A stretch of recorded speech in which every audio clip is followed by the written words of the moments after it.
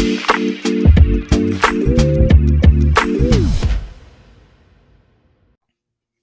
right, we're back here on the Chase Notes podcast, taping this late on a Thursday. The night owl himself, Brent Hubbs of Volquest.com. Brent, good evening, sir. How are you?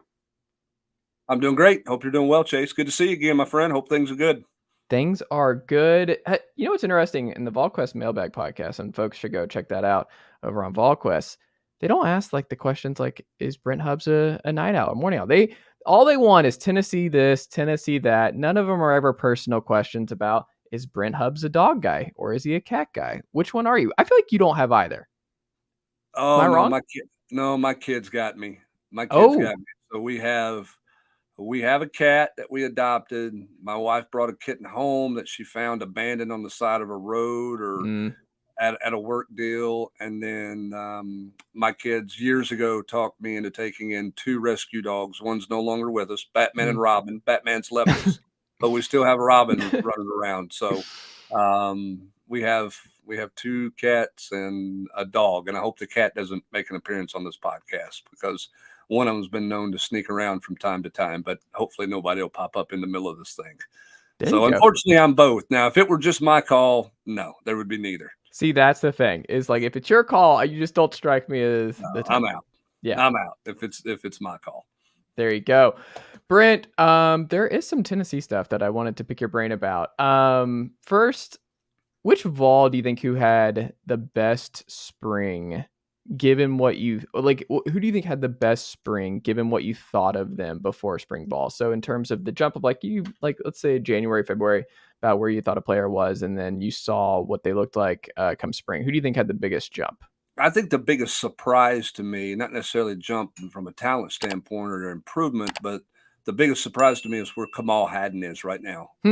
I was not sure Kamal Hadden would even be a part of this program. I wasn't sure kind of where he was mentally. Obviously, he had a interesting season last season, and has a hard time controlling his emotions on the field. And I kind of thought, you know what, they're bringing in these new corners. They bring in the transfer, Gabe Judy Lawley, and you're thinking, okay, somebody's got to go somewhere, right? It's just, it's inevitable. Maybe he's a guy to keep an eye on. We'll see how he handles new competition and how that works for him. And he comes out of spring as arguably their best corner, as a starter. And that's not a prediction I would have made going into spring practice or in January or February. So he would be my one on the defensive side of the ball. Offensively, I would have told you Ethan Davis, even though he's a freshman, Ethan Davis wasn't going to play. I thought he would probably be a likely red shirt coming off the shoulder. Big receiver, probably wasn't physical enough, all that. I saw enough of Ethan Davis. If he's healthy, he's going to help this team. He's not going to start, but I think he'll help this team at tight end. Those two are probably on each side of the ball. Those two were probably my 2 biggest surprises, or people who made more noise in the spring than I expected. So Kamal, if the season started tomorrow, is starting on one side. I think so. Yeah, I do. I mean, now ask me that June 10th, or June 18th. I mean, who knows? Anything can change. I mean, can he stay focused enough and do all the things that he needs to do? We'll see. For 15 spring practices, he was really good. And, right now, if they were playing a game tomorrow, he'd be a starter at corner for sure. Does that put Warren Burrell at the 4 spot? Like, could he slide all the way down with Gabe Julie Lawley right there, Jordan Matthew? And he didn't enter the portal. Like, he was someone that no one was talking about. I was like, I wonder if Warren Burrell enters the portal. Like, he was someone that I just kind of wondered. I mean, obviously injured and couldn't do much. Like, were you surprised that he ultimately stuck around here? I was surprised that nobody entered the portal from that position. Yeah. That's what jumped out to me the most. I'm like, okay, somebody in the secondary is not coming back, right? I mean, it's kind of inevitable here. And, here they all are. And so some interesting puzzle pieces. The question is, what does the puzzle look like? You're asking where Warren Burrell was. Where's Nico Slaughter going to play? Is he going to be the other corner? Do they move him to safety? Does he play nickel? What do they do with the Nico Slaughter? I think when you looked at them at the end of the year, he was clearly one of their best 5. And so it's hard to say he's not going to be one of their best 5 this fall. Just where is that? Is that corner? Is it going to be him and Kamal Hadden? Where does that put the transfer Gabe Judy Lawley? As you mentioned, where does that put Warren Burrell? Where's Jordan Matthews? How does kind of all that shake out? And then you look at them at the safety spot, Jalen McCullough. How married are you to that? I mean, if you're Willie Martinez, I mean, is that, you know what Jalen is? Are you married to that, or are you sitting there going, okay, we've got Wesley Walker, and maybe we want to play Nico at safety, or maybe it's Christian Charles, or maybe it's Jordan Thomas.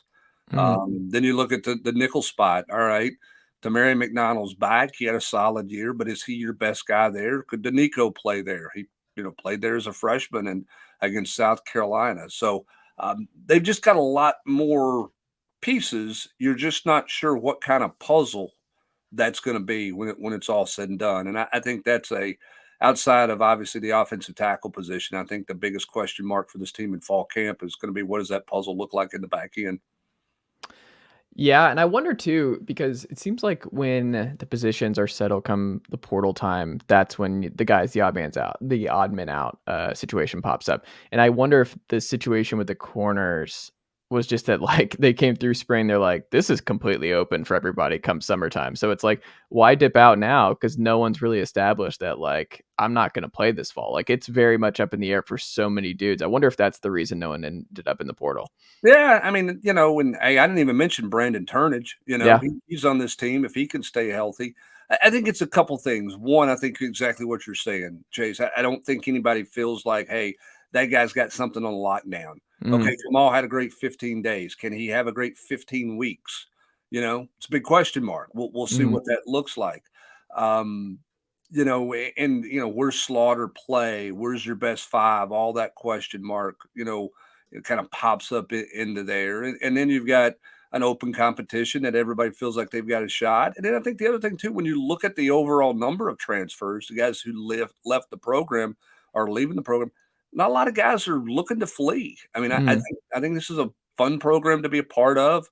It's a group of coaches that are personable. I think that they see guys for more than just a number or a nameplate on the back of a jersey. I think they feel like there's a real home feel to it, a family vibe to it. And I'm not sure a lot of guys are just looking to bolt if they think they have a chance to play. Now, if they don't think they've got a chance to play, that's a whole different conversation.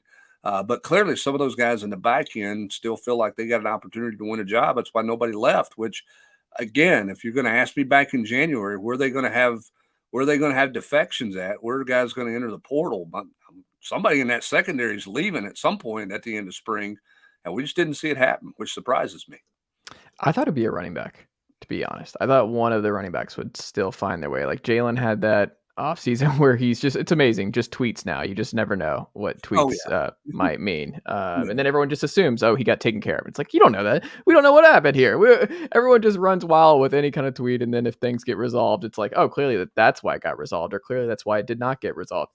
I don't know, because I just remember this about running back. Jabari Small didn't go through spring practice because he had the shoulder. They shut Jalen Wright down in spring practice. Nobody knew what Cam Seldon what he was going to be till they got. I mean, he was in a red jersey halfway through spring practice. He didn't really do anything until the last two scrimmages. And then Deshaun Bishop is, like, okay, he's a local guy who's getting a bunch of reps. Okay, he's done a solid job, but I don't think anybody felt threatened for their job or for snaps because of him. And, Cam Seldon's still trying to figure out what pass protection is.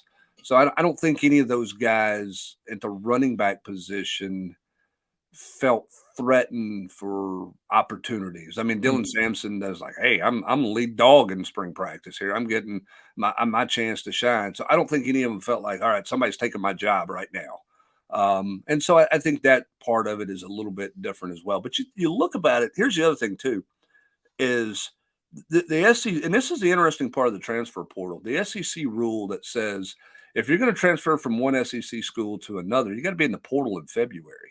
Well, that changes the whole narrative of spring practice, because now you got a choice. Okay, let's look at Brock Vandagriff from Georgia, for example. Okay, he's sitting there and he's got a choice. Do I want to stay and compete for the job, knowing that if I don't win it, I can't go to another SEC school? Or do I go to Auburn, which he could have gone to? Auburn would have taken him in a heartbeat in January. Mm-hmm. Do I go to Auburn and then, as a Georgia kid at the age of 27, wonder what would have been if I'd stayed? Really puts the athlete in a really precarious position if you want to stay in the South and play in the SEC.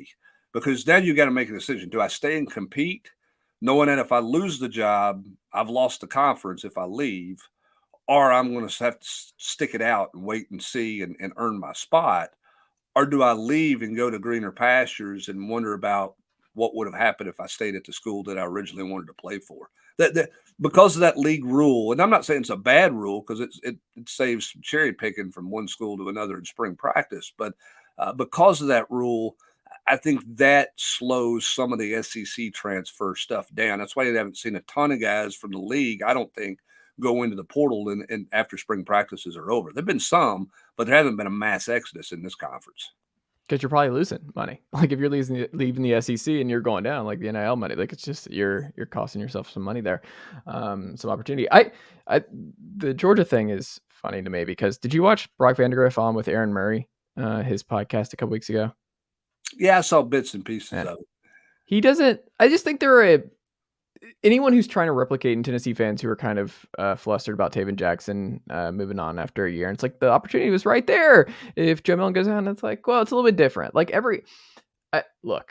I have my reservations about Taven playing with Walt Bell and an Indiana team that was really, really bad last year. And let's just go ahead and say it's not the Josh Heupel offense that he is transferring to at IU. So I root for the kid, hope it works out, but I have my doubts up there in Hoosier country. But that being said, Brock Vandagriff could have gone that kind of route, like taking a chance, like you said, Auburn. That's not as big of a flyer, as big of a what if you go join up with Hugh Freeze based on his track record at this point producing quarterbacks. But they just seem like they're at peace. Like all of them are just weirdly at peace with Georgia, the quarterback room. It's a lot of kumbaya there that I just don't think you're going to be able to replicate. When I'm watching this, I'm like, it's just different. Like this is going to be a one-time thing of three uber talented guys just totally being fine with who's starting this time. It's like your turn's now, and then it'll be my turn. Like Brock Vandagriff is just trying to fish with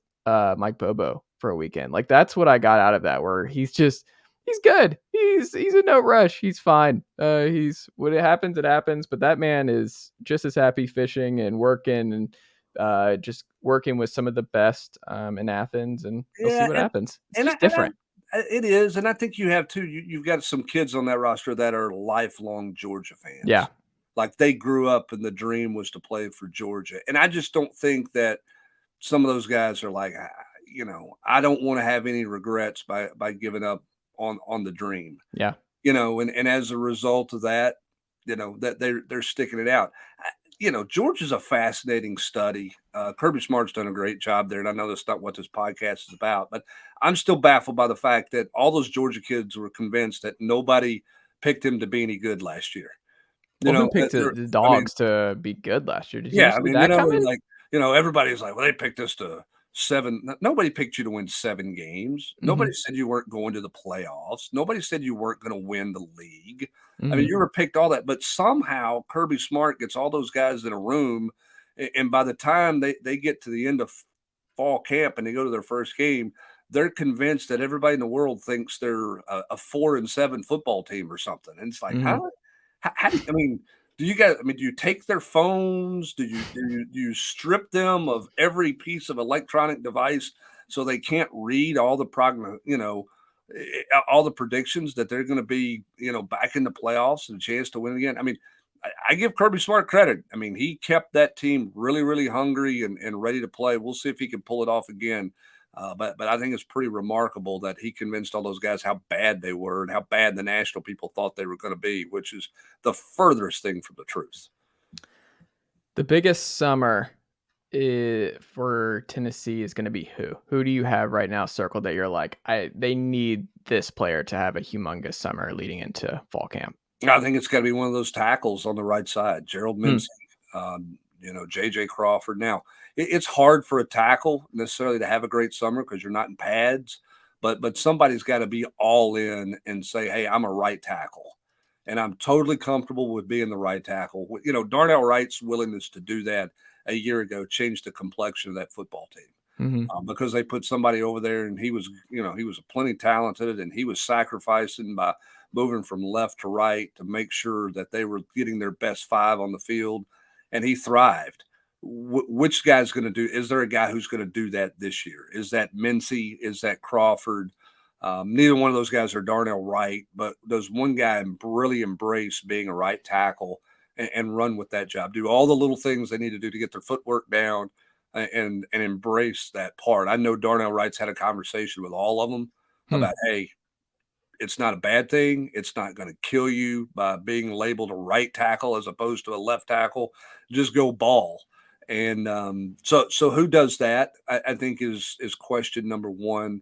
And then question number two for me is where's a guy like Dante Thornton and learning this offense? He was limited a good bit in spring practice. Can he get healthy? And where is he in understanding all the offense, the pace of the offense, and the chemistry with Joe Milton? Because I think Dante Thornton's very important to this offense's success, whether he's playing slot or whether he's playing some on the outside. I think you've got to have Dante Thornton to be a real part of this. Now, Ramel Keaton's going to start. He's not going away because every time they throw him the ball, he catches it. He's not the prettiest, sexiest. He doesn't wow you with anything that he does other than he catches everything thrown his way in every critical situation. So you're going to play him. And I think Brew McCoy's got a chance to have a huge year. The question is Thornton inside, outside, or both, and how much does he help? So I'm really curious to see what Dante Thornton looks like.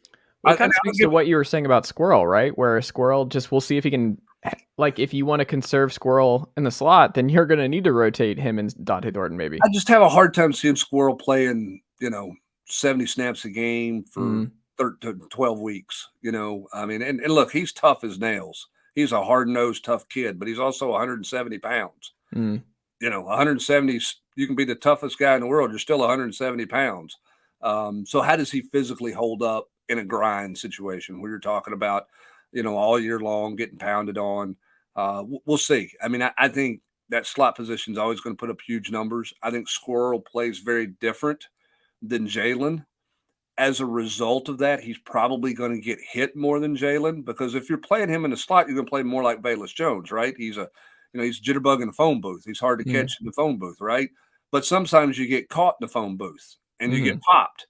So how does he handle those? Because you're not just going to run, seam patterns, and you're not just going to run takeoff stuff with him. You're going to throw him bubbles, and you're going to throw him some square ends and some short, some short routes, and let him go to work that way. And as a result of that, he may get popped from time to time. So how does he physically hold up throughout the grind of the season? I don't want people to say I'm thinking he's frail and can't. I look at that body type and go, man, that's a lot of pounding in this league, because this is a big boy league here. How do you hold up for 12 games?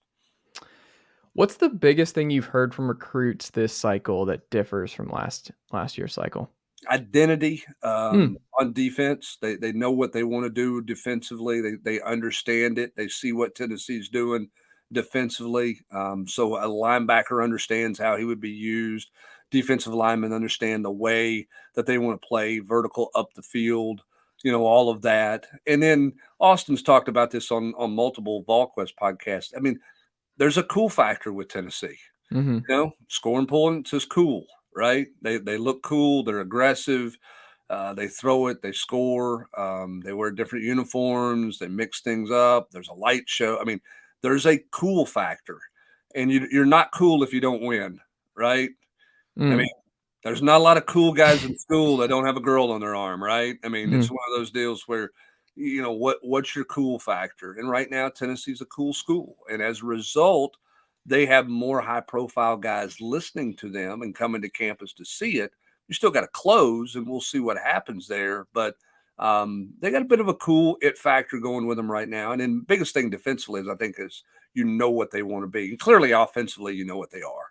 The one thing they have to sell offensively that they have to convince kids of is at the running back position, because all the highlights you see aren't running back runs.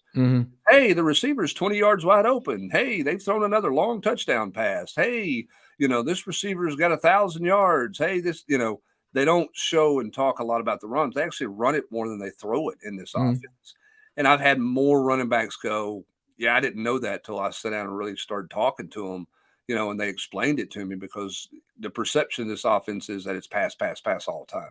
Yeah, for sure. I also just don't worry about the running back position. Like Tennessee fans who get really up in arms about the 5-star running backs, I'm like, that's just the least of my concerns. Not a concern for me. With there's two, and it's interesting. I mean, if you've got a quarterback who can play, it changes your dynamic of everything. Having watched, and this is no offense to Cedric Tillman, but if anybody said that, man, I knew Cedric Tillman was going to be a 1,000-yard receiver, no, you didn't. I mean, look, one catch against Texas A&M in the COVID year does not equate to him taking off. I'm not saying he wasn't a good athlete, but I mean, he was a guy when they brought him on the field, he blocked, and that's what everybody knew about him. But to get him to perform the way he did, to see what they did with Valus, in one season, to see where Jalen Hyatt was when he decided that, hey, I'm going to focus on football because I can succeed in this offense. Bam, you're a Biletnikoff Award winner. Squirrel White's a freshman. He's still getting open over people. We just mentioned Ramel Keaton, who people have tried to recruit over since he's been here, and yet he's still making plays. I don't worry about receivers. Mm-hmm. And in the world where we're in college football with the way of spread offenses, it's a little bit like the NFL. It's a rarity this year that you had two guys taken in the first round of the draft, who were running backs. And I think the Lions took a reach on Gibbs. I'm not saying he's not a first-round pick, but I don't know that he's that high of a first-round pick. But you can find such great value in those backs later in the NFL draft. You can find great value in a high school back who's not a, quote, 5-star. Who's not the number one all-purpose back and all those types of things. I mean, Cam Seldon wasn't even rated as a running back coming out of high school.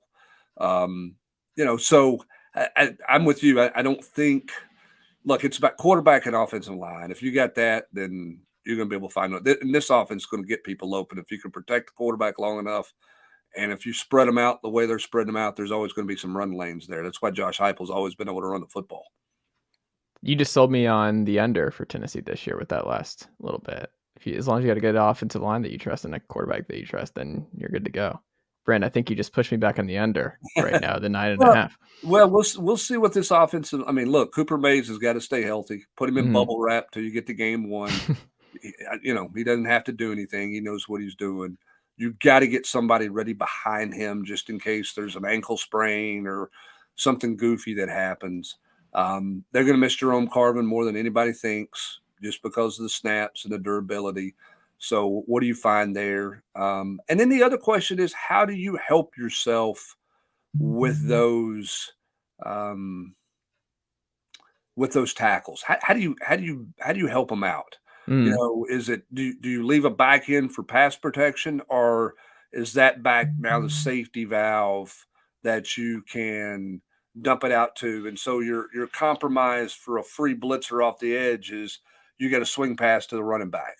We haven't seen a ton of that in Josh Heupel's offense since he's been at Tennessee. He's thrown to the backs before, when he was at Missouri and Central Florida, but he hasn't had to do that. In part, they've been able to protect well enough, and two, Hendon Hooker's been able to get him out of a lot of trouble, a lot of Houdini acts. Can Joe do that? If that's not Joe's thing in terms of escapability, I think Joe can design runs, but how much escapability does he have? Then what's the help for Joe? Where's the answer in avoiding the sacks? Is that a check down, or do you leave backs and tight ends in to help block? Those are some interesting wrinkles I think that will be fun to watch with this offense this year to see how it tweaks, because there's a lot of variables within the system. Even though the system is the system, they can manage it and run it in different ways, and how they run it this year is going to be really fascinating without Hendon Hooker, back there as the quarterback. I'm workshopping this. I'm actually writing this right now, but something that I thought about, and like there are certain things where it's like Joe running out of bounds, 4th down against Ole Miss, that are just like ingrained in my mind until just seeing Joe in tight big games, because like the Vanderbilt game's just kind of a wash. Like that was great, but look, in the rain, there were a lot of reasons that Tennessee blew out Vanderbilt that night. Clemson, month to prepare, very different. Guys opting out. Like it was just different thing entirely. Good performance. It was a lot of 3 and outs that people forget if you go back through that game too. The way people talk about the Joe Milton game against Clemson, I'm like, I don't know if we were watching the same game. He was fine. Like Joe Milton was fine. He had the big plays, but like there were a lot of 3-and-outs. Took some bad sacks that I'm like, oh, he doesn't have that hit. It kind of speaks to your escapability thing, where it's like Hendon would not have taken a lot of those sacks, and there were a lot of quick 3-and-outs that kind of scared me. That being said, we taught like it's not a big thing to say that like Nico's obviously going to be casting a big shadow for Joe right out of the gate in Nashville against Virginia. But what I look around and you just go through, like you obviously were here for Peyton. Todd Helton goes down early. Peyton comes through at 7-1 after he took over as starter. You go back through, Trevor Lawrence took over for Kelly Bryant. Things went pretty well there. Another 5-star. It went pretty well. Right. You go through, Jalen Hurts started as a true freshman. Lamar Jackson started as a true freshman. I was going through just so many different dudes. The thing in the NFL now too, everyone wants to do the Alex Smith to Patrick Mahomes bridge thing. Like that's what every team wants to do. Like it sounds great in theory, but then you read every piece, you read every quarterback coach, and you see how these kids are brought up and like how ready and how much time they spend on learning the quarterback position. Every story is how much the quarterback position has just gotten easier for a lot of guys, that these systems have made it so much easier that when we say that, it's just something that you say, it's like a sports cliche that we just throw out, that you're like, yeah, you just sit. Like it's just common knowledge that obviously you sit the freshman quarterback, the true freshman. He's not ready. People just say he's not ready. I don't know if that's true. And I don't know. And this is something that I think Heupel has an option this year. And Brent, this is just me workshopping, and you can tell me if I'm an absolute idiot here, but I've been thinking about this all offseason. I've pushed back against the narrative that you should just do that. You should just go straight to Joe and like let Nico sit for a year and it'll be beneficial. Quarterbacks learn by playing. Like that's an important thing. Like you need to play. Nico needs to experience SEC defenses sooner rather than later. That will help him in the long run. But with with what you've seen from the fan base, when you interact with folks, when you talk to people around the program, when you talk to other analysts and the writers, if you did a Volquest straw poll right now, I suspect that the most common record guess for next year is 9-3. Like that's probably, if I had to do a straw poll for next year, that's probably right. And if you do that, you're like, could Nico go 9-3? Could Nico get his lumps in? Could Nico do enough to get you to 9-3 and get a bunch of experience? Because you're playing for 2024 with a lot more talent, a lot more depth, and that's when the 14 playoff goes to 12 teams. You get 3 years potentially of a Heisman type quarterback. You get the Trevor Lawrence type deal, and you don't waste your time and do the what if of like, we'll just do this clean where we have one Heisman quarterback, and then we'll do this Heisman quarterback, and then we'll do this one, and just bet on just hitting it over and over again. It's silly to me. Like, I think if Nico is close to Joe this summer, like if it's like a toss up, I don't see the value in not starting Nico right away and just letting him go, because if Nico's going to be good, he's going to be good against Virginia. He's going to be good early on, and he's going to be good the rest of the way. If Nico doesn't work, Nico's not going to work. It doesn't matter if he sits 4 games in the regular season to start off and Joe gets hurt or something or isn't playing well. I think it's silly that we just have this thought that it's always good for these guys to sit. I think if he's going to be good, he's going to be good. Look at you. I mean, you're packing Joe Milton's bags. You're shipping him out of town right now. I mean, you're putting a for sale sign or a for rent sign in his apartment right now. You've taken his parking sticker. You took his seat at the lunch table. I mean, you're just stripping him out of everything. Listen, I get what you're saying. I mean, I do. All right, and you know, from it's the comparison to the NFL part is tough because there's so much money involved in the investment with the NFL rookie quarterbacks that you're sitting there like the Colts. They're playing Anthony Richardson. Mm-hmm. I mean, from day one, CJ Stroud's the starter in Houston from day one because they've got so much invested in those guys financially. There is no sitting and watching and learning. Now, Will Levis may be a different situation in Tennessee because they don't have as much money invested and tied up in him at this point. So you don't feel the pressure to do those types of things. Remember this about Peyton Manning. He went 7-1. He won a 10-9 game in his first start against Washington State. They scored on a end-around punt return for their lone touchdown. And if there had been replay, their field goal drive probably never happens because he threw a pick that was ruled incomplete. Mm-hmm. I think he was 7 of 12 that day throwing the ball, maybe 7 of 14 for less than 100 yards or maybe 105 yards. I mean, you get through and you're like, oh man, he's not ready. Now, to your point, he played, started to get a feel for it. It became his, right? And he starts to take off. Now he's different. I'm not sure anybody's ready to put a gold jacket and a bronze statue in Canton, Ohio for Nico or anybody else at this point. Peyton was different than anybody I've ever seen from a preparation standpoint. What you're going to do is you're going to start Joe. He's earned it. I thought this is an open competition, Brent. I thought this was an open quarterback competition. Nico's going to play, early. You're going to get his feet wet. He's got the 4 games to redshirt. And then if Joe doesn't perform well and you think Nico's ready, you go play to win football games, and that's my thing with Joe. I had somebody come up to me and listen to the podcast. Man, you just don't like Joe, do you? I'm like, no, I love Joe. I got no problem with Joe.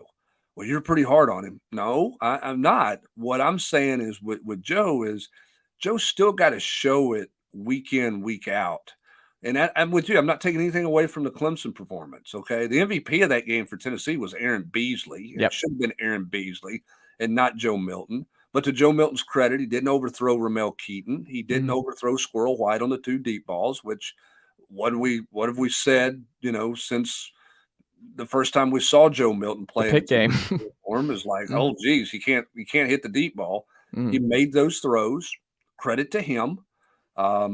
And now it's, can he go and do everything he needs to do week in and week out and prove it? The other thing too is, where is Nico? This is a fascinating time. This is always, I think, an interesting thing for young quarterbacks, particularly guys who are not handed something. Okay, how hard do you work to get better? Okay, because let's face it. Nico's life is, he's played volleyball in the summer and he's done 7-on-7 stuff. I'm not saying he hadn't thrown the football, but like, how much does he sit down and really watch tape and really dove into something and really focused a ton on his fundamentals all the time and all those? This is a different deal for Nico than he's ever been through. Okay. How does he go about that? How much does he progress? How much does he grow with his own game? The same way could be said for Joe this summer. Because remember, a year ago, he's rooming with Hendon Hooker, who's in the complex 6-7 days a week. Okay, well, if you're Joe Milton and you're rooming with Hendon, how many times are you going to go ahead, Hendon, take off to the complex. I'm going to kick my feet up here and hang out at the house. Or do you feel like I got to get in the car and go with him and throw with the receivers? You don't have that guy in your room now. You're the guy who has to be that self-starter. Does he put in all the work that he needs to put in?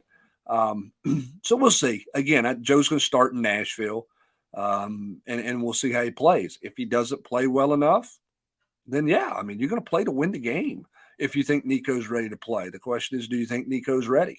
Peyton was supposed to redshirt and would have redshirted had Jerry Colquitt not gotten hurt.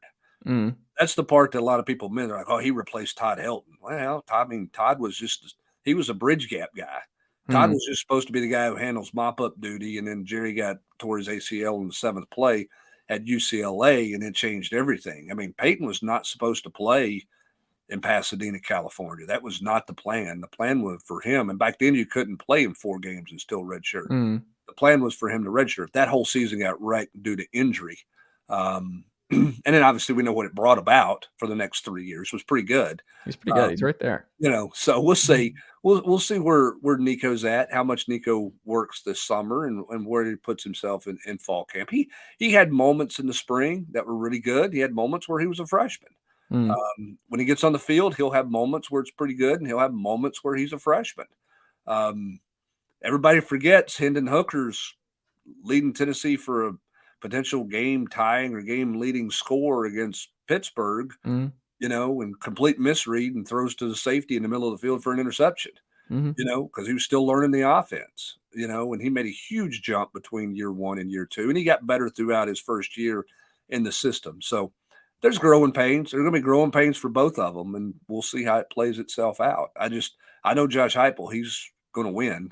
He's going to do everything he can to win, and whoever that means his quarterback's going to be is who his quarterback's going to be. He's not worried about that. Didn't he start Sam Bradford as a true freshman at Oklahoma? He did. Best option, I mean, and I think that's what I think the feeling right now is that because he's 3 years in the system, he started multiple games, your best option is Joe Milton. If Joe Milton starts, it's going to be because Joe Milton outperforms Nico in fall camp. That's the thing people forget. I've had this question asked a lot, like, how in the world did Joe start over Hendon Hooker? Like, what was that? Joe was better in fall camp because Hendon was too tentative. When Hendon started ripping it and turning it loose, then all of a sudden Hendon became a different player. Now, he didn't do that until he was forced in the game, and played. So it goes back to your question, sometimes, or your point, sometimes you just got to play. And look, Josh Heupel, he played Drew Lock as a freshman. Yeah. He doesn't have any problem playing a freshman. His system can be user-friendly for a freshman. They can make that work. They call a bunch of stuff at the line for him and can do all those things to help him out. It's a matter about who can move the football the best and who gives you the best chance to win. Right now, I think the belief is that's Joe Milton, and that's where they'll start, and we'll see where they are in middle of September, late September, and depending on how Joe Milton plays. Maybe you have to unpack his suitcase. I don't know. It depends on how he plays. I would love to be wrong. Like, that's the one I tell people where I'm like, he seems like such a nice guy, and I want to be wrong on this. He stuck around, and his just friendship with Hendon was super cool last year. Like, I want to be wrong about this, Brent. It's sitting deep within me is that it's going to be Nico at some point. Here's the other thing to remember. And again, you don't want to put a curse on anything or put the hex on anything. I mean, fair or not fair, he's had a hard time staying healthy. Yeah. He's never played through a season. So, and this line might not be good. Yeah. I mean, you better have multiple quarterbacks ready because, where is he from a durability standpoint? Now, I think it's smart on his part to lose 10 pounds, be more elusive, and go. But again, I mean, he's had a couple of freak injuries, the wrist injury, and then he had the ankle injury at Tennessee that cost him the job there, and he didn't get it back. So, can he stay healthy? He's not going to get hit in fall camp.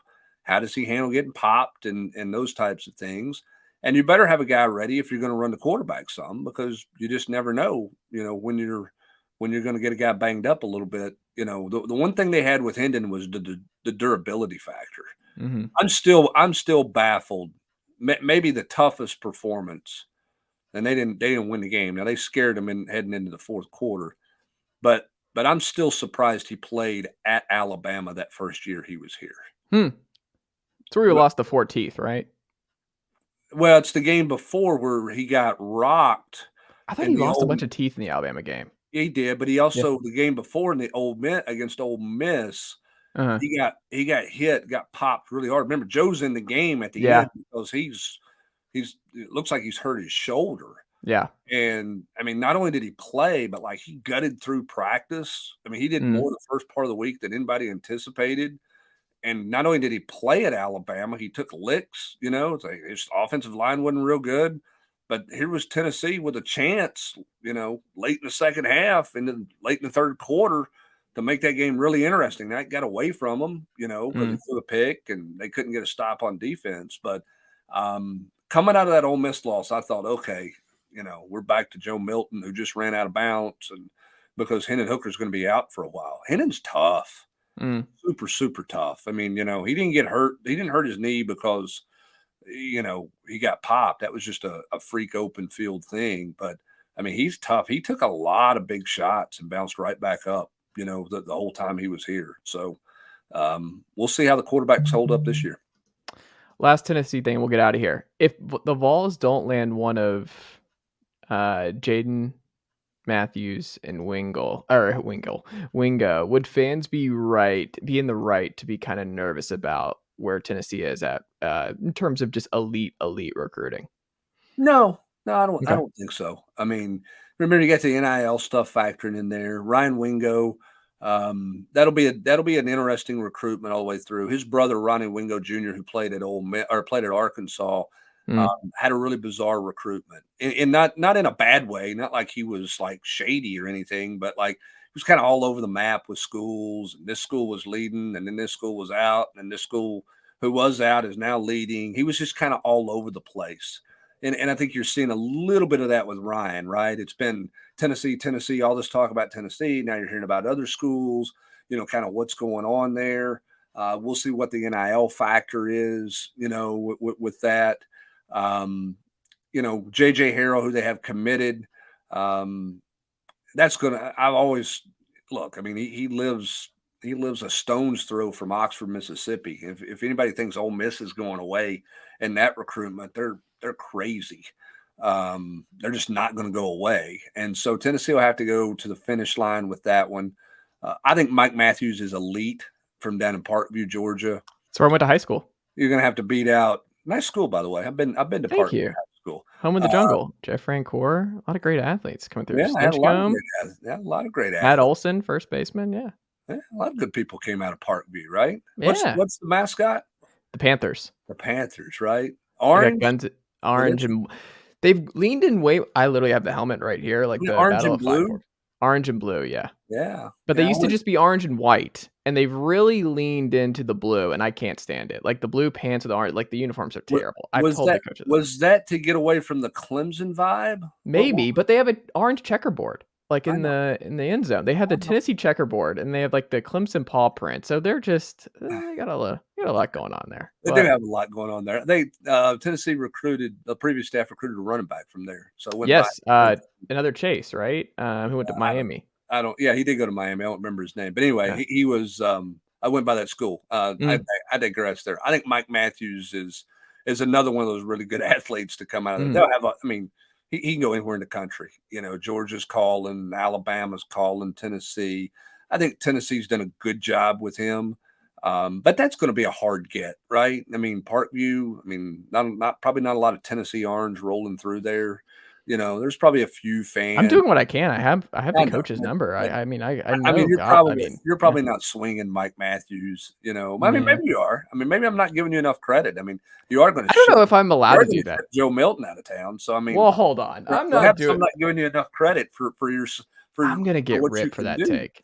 I'm going to get ripped for the Milton. That's not what you said. Nobody should rip you with that. I understand the point you're making. I was just having some fun with you, but I think that. To answer your question, no, I don't think anybody should panic with that because I think it's going to be hard. And again, I don't think you panic at that position because of the fact that so many of those guys, you're having success with so many different guys. And I think a guy that not a lot of people are some people are not talking about right now that I think is just as important is Amari Jefferson from Baylor down in Chattanooga. I think Amari Jefferson's really good. Is he as polished as some of those other guys? Probably not, but I think he's really super talented. And so, no, you're looking for a couple of receivers. It's not a panic if you don't go big time and sweep there at that spot because again, you've made a lot of receivers look really good in 2 years here. And I don't think there's anything to suggest this system's not going to produce some receivers. Now they're going to be Jalen Hyatt and Cedric Tillman and, secondary draft picks in the NFL draft every year. Probably not that. But again, I look at what you're doing with Squirrel White in year one, what you did with Ramel Keaton, where you're at. It's like, okay, you can play the position. You're going to be able to get some people open. I think the bigger thing is offensive tackles. And I think in college football recruiting with the NIL factor right now, it'll be a lot like the NFL draft, a lot like NFL free agency. Who's getting the money? It's not offensive guards. It's not, a ton of interior. Unless you're elite, it's not a ton of interior defensive linemen. It's guys who can get to the quarterback off the edge. It's guys who can protect the quarterback on the edge. And it's quarterbacks. That's where everybody's priority is going to be until there's some kind of parameters placed on NIL. They're going to follow a lot of that NFL model. And I think that's something that high school kids are going to have a hard time adjusting to, and college kids are going to have a hard time adjusting to that. Not everybody's pay is equal across the board, and how do you handle that in locker rooms? That's part of the Well, if you want to be an NFL player, this is how you prepare. That's Like, part of this is it. roster management is what that's a Yeah. part of, and I think it's a learning curve. It's a learning curve for all people involved, and it's not something that you just wave a magic wand and say, "Okay, this is how it is." Everybody understands that, right? Because you're going to Mhm. have jealousies, and you're going to have all those things, and the market's got to shift and swing, and that pendulum's got to come back to a middle ground somewhere in the middle because um, it's not monopoly money. It's not an Mm. endless supply of cash. You know what I mean? You're not. That's just not how it works. So we'll see what it looks like over time. I think that's the next one of the next big challenge, or is the biggest challenge in college athletics, is how do you manage that, and um, the jealousies that come with a lot of those things, and um, where some of these other opportunities going to come about for some guys out there. It's going to be pretty interesting. And, you know, I would like for more Trey Smiths to be born in the state of Tennessee. That'd be nice. Like, just more 5-star tackles being born here. That would be super helpful. So you don't have to be so heavily involved in the NIL game for these tackles. Like, just someone born. Like, what's like Ollie Lane over there at Gibbs, like at the guard spot. That's nice. But like, we need some sort of. I don't know what school it needs to be, but we need you to just be like the incubator Right. for future Tennessee offensive tackles. Like, The, whatever you got to do. yeah, the problem is everybody in the country is looking for the same guy. Yeah. And there's just not, I'm not saying there's not offensive tackles out there, but there's going to be a group of 5, 7 elite offensive tackles every year. And those guys are going to have every offer in the country to be able to Mm-hmm. go where they want to go. And you're going to battle geography. You're not just going to be able to outbid everybody. You're going to deal with, again, geography, proximity, conference they want to play in, relationship with the coach. Because here's the thing: at some point in time, if all your money is within the realm of something, there's got to be Mm-hmm. a difference maker somewhere, right? I mean, Mm-hmm. we live that way in our jobs, right? If we can make the same money at multiple jobs or within the same ballpark, aren't we taking the job that we think is the best place to work for, the best place Mm-hmm. to work at, or the thing we'll enjoy the most? Sure. So you got to continue to recruit like you used to recruit and develop those relationships, and then you factor in the NIL stuff as well. I'm telling you, it's a crazy, crazy challenging time. Now you're throwing in the fact that kids can take unlimited official visits. Instead of 5, they can take 12, they can take 14, or they can do whatever they want to do, which is great for the kids, makes it harder for coaches.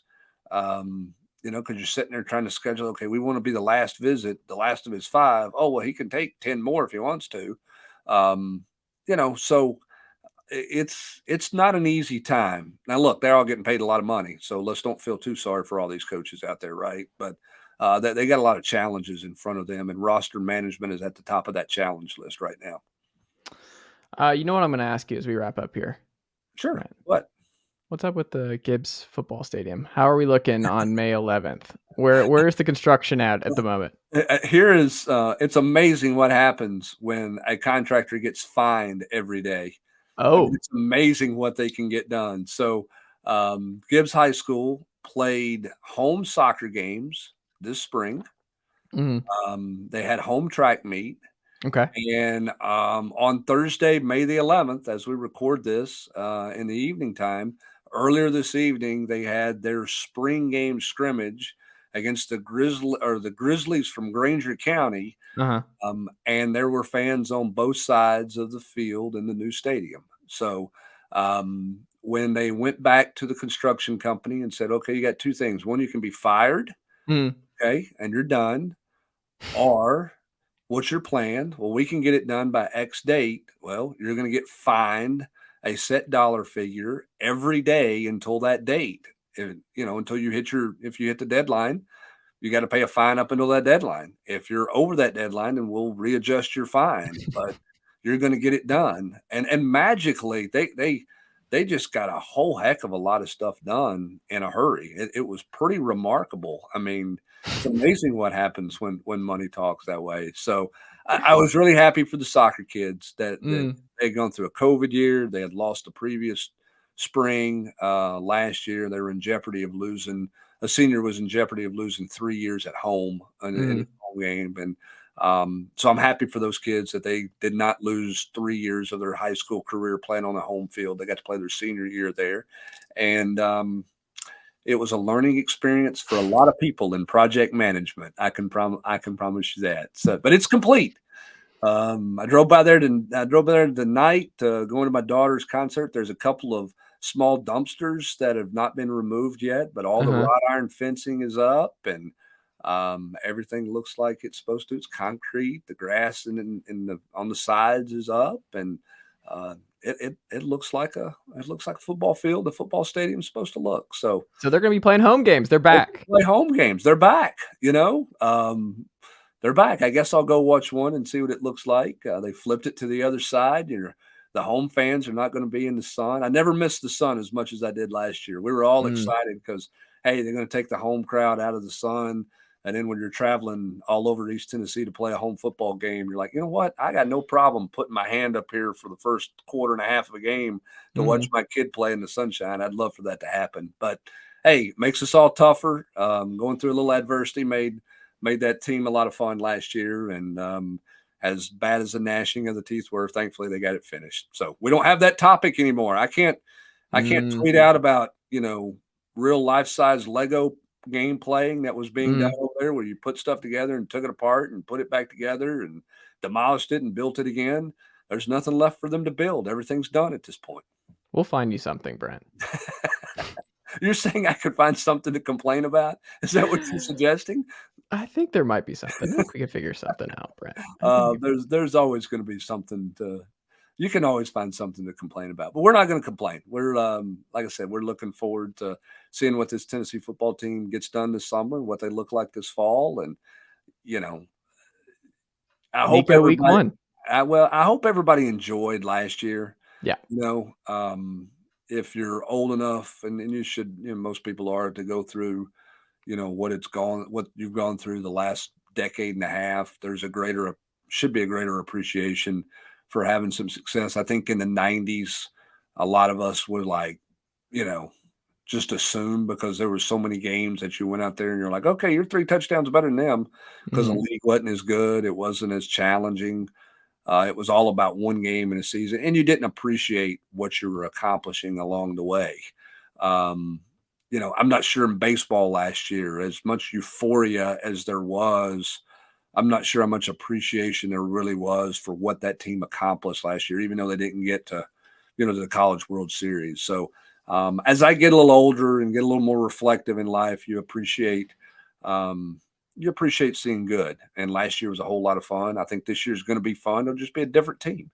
My son swears that they're going to be as good as they were last year, just to be a different type team, that their record's going to be right where they were last year because they're going to be better on defense. We'll see. I mean, I think they've got a chance to be pretty good, but they are going to be different. They're not going to score 50 points every game like they did a year ago, it seems like. But I think it'll be a fun, interesting team that will get better as the year goes along. And I think those are a lot of fun. Those types of teams are a lot of fun to cover. There you go. Brent, thank you so much for making the time. It's always fun talking Tennessee ball, just Gibbs. What's up with Andy? Is that Matlock, first of all?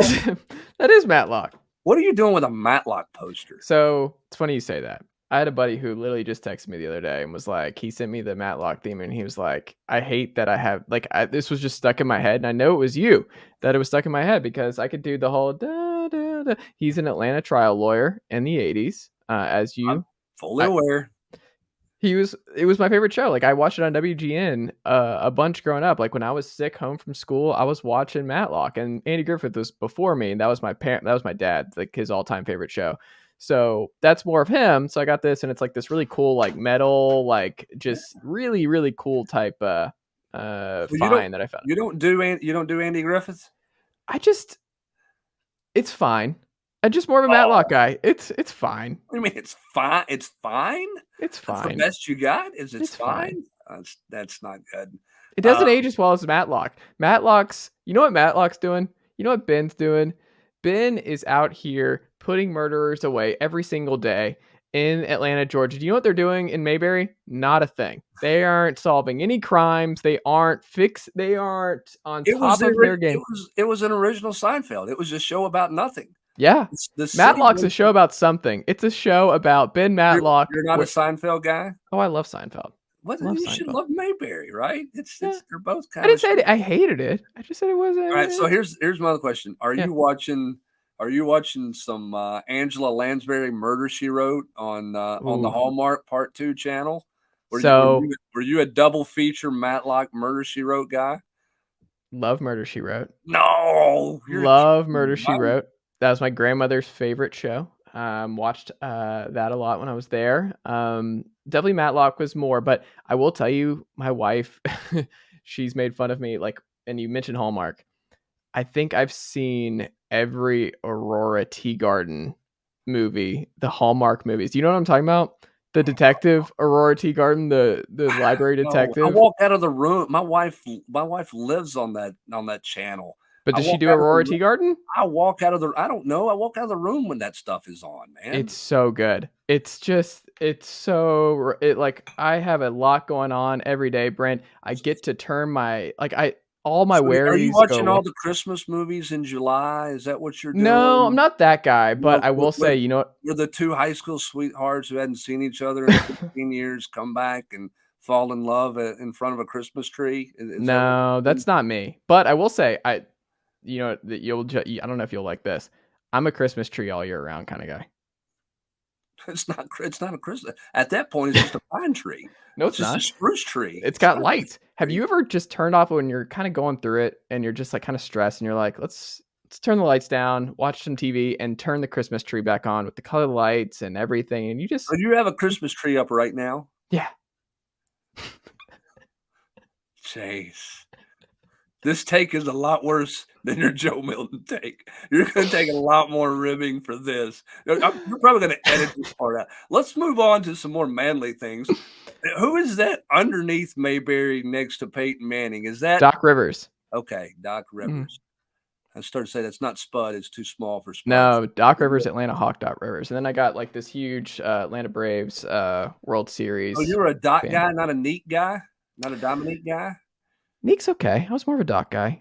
You know what's weird is my favorite, like who I saw the most growing up because they were a Tree Rollins guy at the end of the day, weren't you? No, Alan Henderson. No, Chris. You're too young for Tree Rollins. You don't. Yeah, no, not for me. I also loved ISO Joe. Like I was a big those Hawks, those forgotten Hawks teams with Joe Johnson and Josh Smith. They were forgotten. Yes, and with good reason, right? He was like a 10-time All-Star. 7-time All-Star? What was he? Did they ever do anything in the league where everybody gets in the playoffs and they play year round? They made the playoffs. They had a streak. They had one of the longest NBA playoff streaks, consecutive playoff streaks. Did they ever get out of the first round? Did they ever make any noise? What are you doing to me, Brent? What is this? What's happening over the last 4 minutes? Just because I didn't love Andy Griffith, Brent has turned on me. I'm just trying to figure out what we got going on here. Okay. I was fine with the Matlock thing, right? Yeah. I mean, I'm okay. Do you see they're rebooting it? No, and then they shouldn't reboot it. I'm okay with him. I mean, he was the modern day Perry Mason. Like, I can get that. You know, you did go down when you tell me you like the old lady riding a bicycle on the intro for Angela Lansbury. I'm just like, what did she do to deserve these drive-bys, Brent? Like, what? She's out here just existing in her little town of Maine, solving crimes. There's a lot of crime in that town. There's a lot of crime in that town. How did that happen? A lot of crime. How did Tom Bosley find his way to Maine? Is my other question. I like Bosch. It's pretty manly. This thing's off the rails, man. What have you done? I've got work to do. I got to tell my wife I've been tested here. No, I mean, look, we like. I love jazz. You're a Renaissance man. Congratulations. I mean, look, it's on the name. Sports Renaissance man. It's right there, Brent. You are a Renaissance man. But I mean, I didn't know exactly what Renaissance meant. I didn't know it meant the Hallmark Network or the Hallmark It means everything. I know a little bit about everything. You're what's the girl that was on Kirk Cameron's sister? What was her name? Candace. Oh, Candace Cameron Bure. Yeah, she married the hockey player. So you're a big fan of her because she's like, did she leave that network? She's on a different network. She did. Now. So they're not finishing the Aurora Teagarden movies because was that a crushing blow? Was that a devastation deal to see her leave Hallmark to go to wherever she went? It was brutal for me because I am a big fan of those movies. Like those movies, they're so perfect to have some decaf coffee, put on the weighted blanket, Brent, get nice.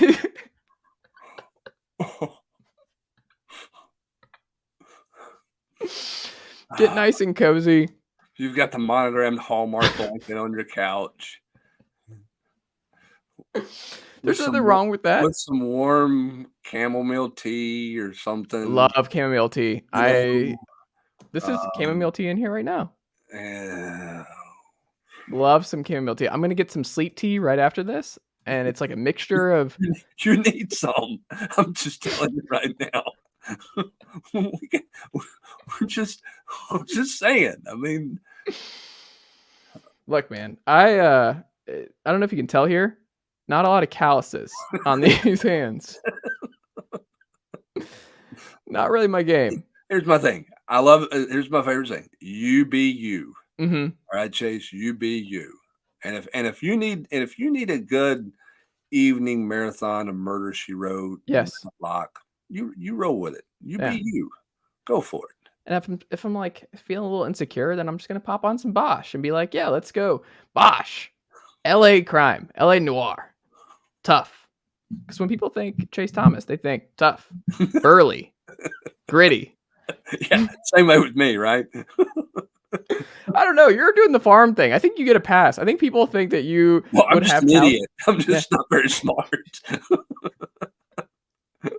I mean, I've only been doing this website for 22 years and 23 years now. And what are you going to do in the month of June and July in your off season? I'm going to get up every morning at 6:30 and go pick beans because I'm a genius. Makes a ton of sense, right? Hey, what'd you do today? I picked a bushel of beans. Is that what they're called? A bushel? When you get enough of them, yeah, you get 20 USDA weight, I think, is 28 pounds. 28 and they're pounds. Called a bushel. It's a bushel of beans. That's a weight. Okay. Never knew that. That's a weight scale thing. So when I'm doing some radio in the mornings, generally I've got my AirPods in and I'm generally crawling on the ground or sitting on the ground picking beans if it's in the month of July when I do that. So it's hot. Seems a little hot. That's why you got to start early. I don't think I'm going to do the farm life, Brent. I don't think it's for me.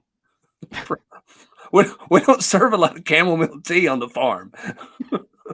My wife does watch Hallmark though, so I mean that's possible here. So, man. But again, you be you. I'm gonna be me. That's all I can be. I'm sorry for rhyming. Like I've got my Keyshawn dog with her Tennessee bandana. There's some art here that's obviously not gonna help the whole manly vibe. I'm looking around. There's just not a lot that's helping me at the moment. Got a big bookcase over here. I read a lot. I think I got a gargoyle for you that's reading. Here you go, Brent. Like I said, man, you be you. I'll be me. Go to Volquest.com. This is all because I asked about Ben Matlock in the back. This is 15 minutes of your life you're never going to get back, all because I asked you if that was Ben Matlock on your poster behind you. I'm just going to chop it and put it on the general's quarters and let people make of it what they will. We can call it Volquest After Dark.